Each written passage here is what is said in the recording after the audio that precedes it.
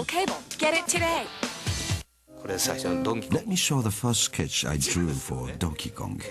The gorilla escapes from the cage, snatches the girl, and runs away with her. The man chases him, dodging all these barrels with a hammer in his hand. At the end, a hole appears in the ground, and the gorilla falls down, and he dies. To bring his characters to life, Miyamoto had to work within the limits of the technology of the time. All of a sudden there was a question, what kind of hair did this guy have? The problem is if he's falling in a video game, you'd have to have his hair do something that the designers just couldn't deal with at the time, which is inertia would make his hair blow up, and it would sort of be sticking up as he was falling down. So the way that Miyamoto solved that problem is he gave him this little red hat. As a final touch, Miyamoto wrote his own music for the game, and it was shipped out to Seattle. It remained to be seen whether Donkey Kong would have more success than the failed radar scope game it was supposed to replace.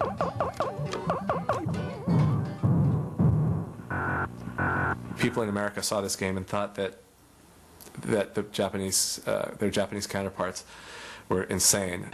Fearing the worst, Nintendo's American team decided to try out the game in a local bar, just as Atari did with Pong a decade earlier. A day later, they go back to the Spot Tavern, open the little coin box, and lo and behold, there's $30 in quarters in that little coin box. It's almost overflowing. That says that machine was operating almost every minute that tavern was open from noon until midnight when it closed that day. And I said, wow, what kind of aberration is this? That's all the market research I need. Let's go. The game made $100 million in the first year alone. And Donkey Kong went on to become an international star with a whole series of hit games. Donkey Kong's original companion, Jumpman, went on to even greater fame and fortune. In 1985, Nintendo announced the launch of a new home console for the American market, the Nintendo Entertainment System, or NES. Following the collapse of the U.S. games industry, most observers thought they were crazy, but Nintendo had a secret weapon. Miyamoto took computer games to a whole new level with his next great creation. Jumpman was reincarnated as an Italian plumber called Mario. Mario had instant universal appeal. Mario can do amazing physical things, like high jumps. But he's not superhuman. He drowns in water and gets hurt if he falls from high places. Miyamoto created a side-scrolling world for Mario to explore, full of pipes, sewers, ledges, and cliffs. And he created an entire army of colorful cartoon monsters for him to fight.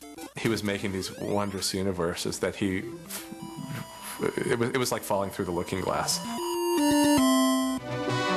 The sequels soon followed, and Mario became an international superstar. In a 1987 survey, he was recognized by more American children than Mickey Mouse. Then Miyamoto unveiled his masterpiece.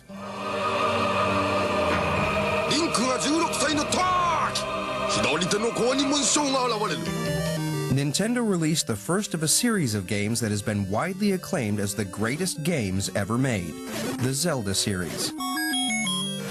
The Legend of Zelda moved beyond platforms and levels. It offered players a vast magical world to roam and freely explore. The story begins with a child standing in the middle of a field. He doesn't have a sword or a shield. The player starts by naming the child, but then he has no idea what to do. He wanders around the field looking for things to do. It was a very daring concept back then.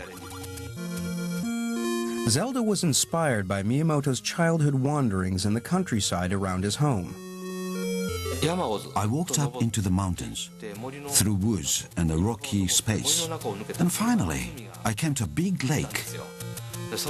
I was so surprised to find such a big lake high up in the mountains. It looked like a vast ocean.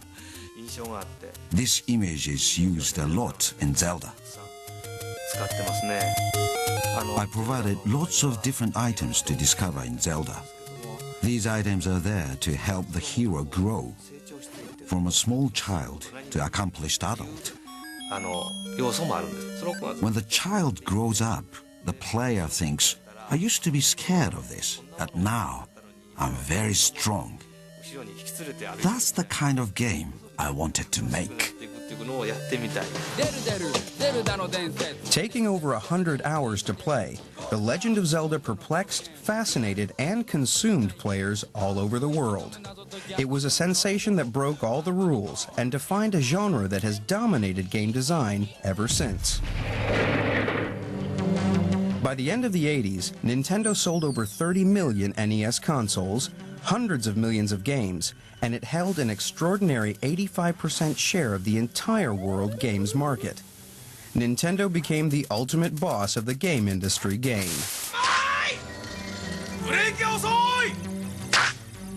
It was about to prove it with a radical new game system that would appeal to boys, girls, and even adults. All it needed was the perfect game to launch it. But to get that game, they would need to wrestle it away from the iron grip of the Russian KGB. I like to talk a lot. I like to laugh a lot.